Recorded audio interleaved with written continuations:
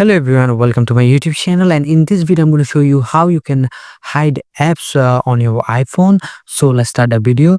So to do that, you have to enable Face ID or passcode on your phone. So to make sure to you have Face ID or passcode enabled in your phone, just go to settings, and here scroll down and select Face ID and passcode.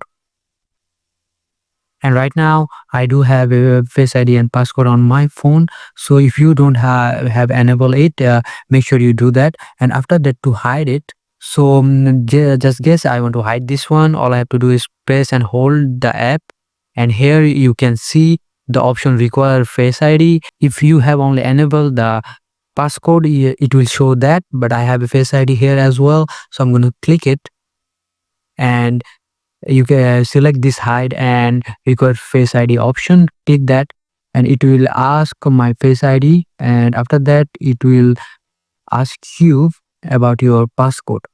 And after confirming it, click the hide apps here, and as you can see, the application is no longer in here.